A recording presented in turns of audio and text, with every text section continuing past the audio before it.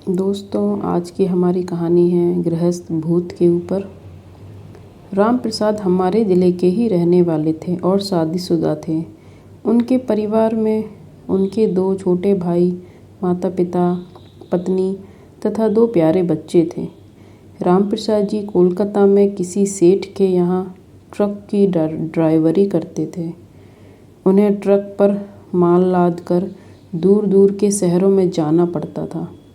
वह बहुत ही मेहनती थे और अपना काम पूरी जिम्मेदारी व ईमानदारी से करते थे। उनके कार्यों से उनका सेठ भी बहुत ही खुश रहता था और हर महीने अपने साथ लेकर डाकघर जाता था और 1012 से उनके घर मनी ऑर्डर जरूर कराता था। राम प्रसाद की जीवन गाड़ी बहुत ही मज़े में चल रही थी। कभी कभी जब उनको माल लेकर लखनऊ, बनारस आदि आना पड़ता तो वे थोड़ा समय निकालकर घर पर भी आ जाते और घर वालों का हाल चाल लेने के बाद वापस चले जाते हैं। एक बार की बात है, राम प्रसाद जी रात को करीब 10 बजे ट्रक लेकर चले। उन्हें दिल्ली की ओर जाना था। उनके साथ सानू नाम का एक खलासी भी था। राम प्रसाद जी खलासी को अपने बेटे जैसा मानते थे और उसे ट्रक चलाना भी सिखाते थे। अब शामू ट्रक चलाने में निपुण भी हो गया था। उस रात सानू ने जिद करके कहा, आप आराम से सो जाइए, तो मैं चलाकर ले चलता हूँ। राम प्रसाद जी ने ना कहकर ट्रक चलाते हुए निकल पड़े और सानू उनके बगल में बैठा रहा। रात के करीब 1 बजे होंगे और ट्रक एक चौड़ी सड़क पर तेज गति से दौड़ा चला जा रहा था। अचानक राम प्रसाद जी को पता नहीं क्या हुआ कि वह सड़क किनारे ट्रक रोककर बीड़ी सुलगाकर पीने लगे। बीड़ी पीने के बाद वे सानू से बोले कि मुझे बहुत नींद आ रही है, अब तुम चलाओ, मैं सोने जा रहा हूँ। तुम एक काम करो, मज़े में धीरे धीरे ट्रक चलाकर ले चलो। सानू तो ट्रक चलाना ही चाहता था। उसने हामी भरकर ट्रक की स्टीयरिंग पकड़ ली और धीमी गति से ट्रक को दौड़ाने लगा। लगभग 1 घंटे के बाद जब सानू को लगा कि अब राम प्रसाद जी गहरी नींद में सो रहे हैं, तो उसको मस्ती सूझी और उसमें ट्रक की स्पीड बहुत ही तेज़ कर दी और गुनगुनाते हुए ड्राइविंग करने लगा। अचानक उसे पीछे से एक और ट्रक आती दिखाई पड़ी। शायद इसकी स्पीड और भी तेज़ थी। उसने सोचा कि शायद पीछे से आ रही ट्रक उससे आगे निकलना चाहती है। सानू का भी खून अभी तो एकदम नया था। वह भला ऐसा क्यों होने दे। उसने भी ट्रक का एक्सीलेटर खींचते हुए ट्रक को और भी तेज़ दौड़ाने लगा। अरे यह क्या! उसने ट्रक की स्पीड इतनी बढ़ा दी कि ट्रक अब उसके काबू से बाहर हो गई। मैं कुछ सोच पाता इससे पहले कि ट्रक सड़क छोड़कर उतर गई और एक पेड़ से टकराकर पूरी तरह से नष्ट हो गई। इस दुर्घटना में राम प्रसाद तो प्रभु को प्यारे हो गए, पर सानू बच गया। उसे कुछ ट्रक चालकों ने पास के अस्पताल में भर्ती कराकर उसके सेठ को सूचना भिजवा दी थी। सानू 4-5 दिन अस्पताल में पड़ा रहा। उसे अपनी गलती पर बहुत ही पछतावा हो रहा था। उसकी एक गलती से उसके पिता समान राम प्रसाद जी को अपनी जान गंवानी पड़ी थी। उसका दिल रो पड़ा था, पर अब विधि के विधान के आगे वह कर भी क्या सकता था। उसने तय कर लिया कि अब वह जो भी कमाएगा उसका आधा राम प्रसाद जी के परिवार को दिया करेगा। अस्पताल से छुट्टी मिलने के बाद मैं वापस कोलकाता आ गया। उसने अपने सेठ से मिलकर सारी बात बताई और अपनी गलती पर फूट फूट कर रोने लगा। सेठ ने उसे समझाते हुए कहा कि और रोने धोने से कुछ होने वाला नहीं, पर हम सभी राम प्रसाद जी के परिवार वालों को तो बताएंगे नहीं और समय समय पर उसके परिवार की मदद करते रहेंगे। इसके साथ ही उन्होंने शानू को एक ऐसी बात बताई जिसे सुनकर शानू को पूरी तरह से डर गया और उसके रोंगटे खड़े हो गए। दरअसल सेठ ने शाम को बताया कि रामप्रसाद जी बराबर बताया करते थे कि मालिक, जब भी यहाँ से माल लेकर दिल्ली के लिए निकलता हूँ तो रात को करीब 1-2 बजे एक सुनसान जगह पर ऐसा लगता है कि कोई ट्रक तेज़ी से पीछे आ रहा है और हमें ओवरटेक करने की कोशिश कर रहा है।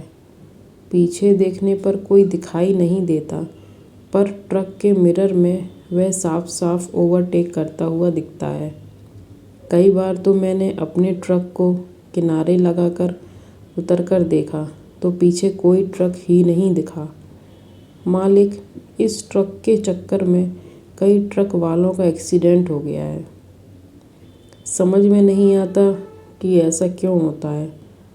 आगे उस सेठ ने कहा कि मैं रामप्रसाद जी की बातों को सुन तो लेता था, पर उस पर ध्यान नहीं देता था, क्योंकि ऐसा कैसे हो सकता है कि कोई ट्रक होकर भी ना हो। और वैसे भी मैं भूत प्रेत में विश्वास नहीं करता, पर तुम्हारी बातें सुनने के बाद पता नहीं क्यों अब मुझे रामप्रसाद जी की बातों पर विश्वास होने लगा है। सेठ जी के इतना कहते ही किसानों को काट मार गया।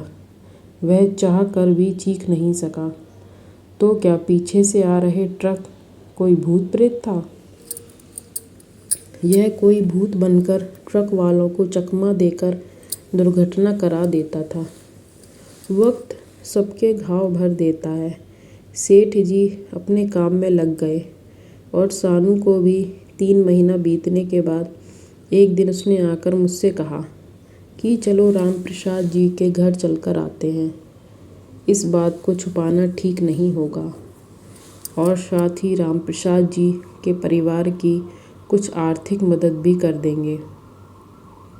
रामप्रसाद जी तो हर महीने उनके परिवार को मनी ऑर्डर चला जाता था, पर पिछले 3 महीने से मनी ऑर्डर भी नहीं गया और ना ही कोई पत्र आदि उनके घर के लोग कहीं परेशान ना हो। सेठ की बात सुनकर सानू ने कहा कि सेठ जी, अगले महीने मेरी शादी है। शादी के बाद हम लोग चलेंगे, क्योंकि मैंने भी सोच रखा है कि रामप्रसाद जी के परिवार की मदद करता रहूँगा। इसके बाद सेठ ने कहा कि ठीक है, अगले महीने चलते हैं।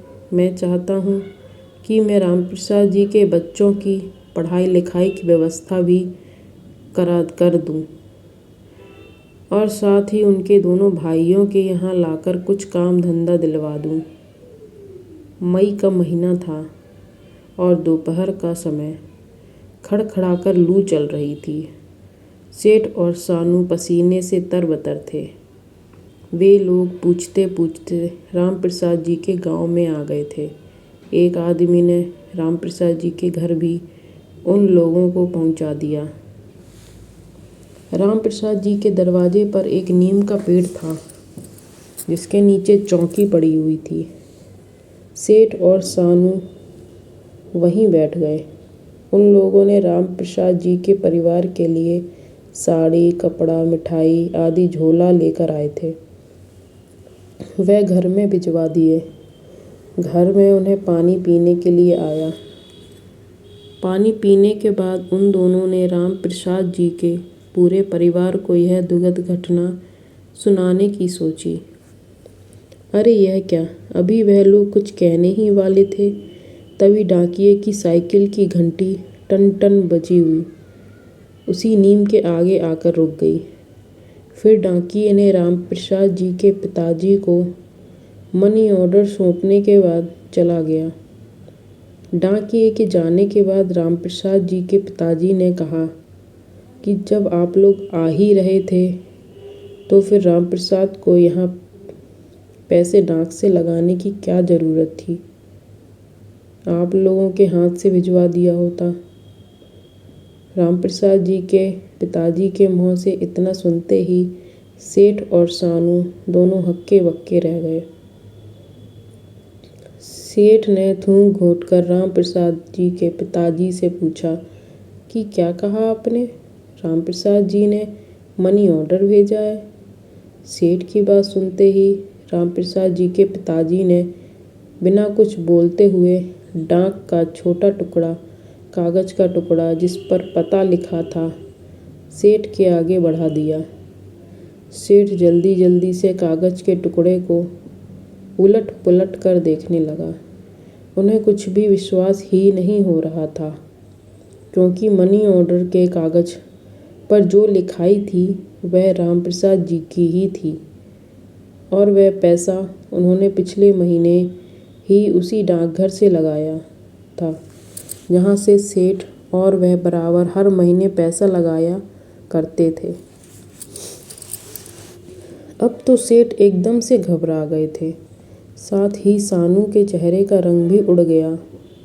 तो दोनों को समझ में नहीं आ रहा था कि यह क्या हो रहा है।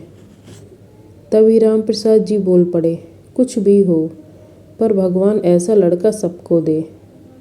हम लोगों की बहुत ही सुध रखता है और हर महीने थोड़ा कम या ज़्यादा मनी ऑर्डर ज़रूर कर देता है। इतना सुनते ही सानू बोल पड़ा कि काका, क्या पिछले महीने भी रामप्रसाद जी ने मनी ऑर्डर किया था? हाँ कहते हुए रामप्रसाद जी के पिताजी ने कहा कि अरे भाई, हाँ, पिछले महीने तो उसने 12 रुपये भेजे थे। इतना सब सुनने के बाद आप लोग खुद ही सोच लीजिए कि सेठ और सानू किस परिस्थिति में होंगे। सानू अपने आप को रोक न सका और फफक कर रो पड़ा। फिर सेठ से रहा न गया और वे सानू को चुप कराते हुए खुद भी रो से हो गए। रामप्रसाद जी के परिवार वालों को कुछ भी समझ नहीं आ रहा था कि आखिर रोने क्यों लगे। उस नीम के नीचे लोग भी एकत्र हो गए थे। सेठ ने थोड़ी हिम्मत करके सारी बात कह डाली। बात सुनते ही वहाँ खड़े लोग, विशेषकर महिलाओं में रोमन पीटन शुरू हो गया। पर अभी भी रामप्रसाद जी के घर वाले यह मानने को तैयार नहीं थे कि पिछले 4 महीनों से रामप्रसाद जी नहीं हैं। अगर रामप्रसाद जी नहीं हैं तो इन 4 महीनों में जो 3 बार मनी ऑर्डर है वह किसने भेजा है? हैंड राइटिंग तो रामप्रसाद जी की ही है। अरे इतना ही नहीं, 2 महीने पहले उसका एक पत्र भी मिला था जिसमें उसने लिखा था कि बाबूजी, कोई ज़रूरी काम आ जाने के कारण 1 साल तक मैं घर नहीं आ सकता, पर मनी ऑर्डर भेजता रहूँगा। सांत्वना के बाद रामप्रसाद जी के दुर्घटना की पुलिस द्वारा ली गई कुछ तस्वीरें और डॉक्टर की रिपोर्ट के बाद अब तो रामप्रसाद जी के घर वाले मान गए कि रामप्रसाद जी नहीं रहे, पर वह भी पूरी तरह से नहीं। गांव वाले और कुछ हितनाथ की कहने सुनने के बाद रामप्रसाद जी के अंतिम क्रिया संपन्न की गई। सारे कर्म विधिवत संपादित किए गए। इसके बाद रामप्रसाद जी के दोनों भाई सेठ के पास कोलकाता चले गए। सेठ ने उन्हें एक कारखाने में अच्छे वेतन पर नौकरी दिलवा दी। इसके साथ ही सेठ हर महीने रामप्रसाद जी के परिवार के लिए कुछ पैसे मनी ऑर्डर करता रहा।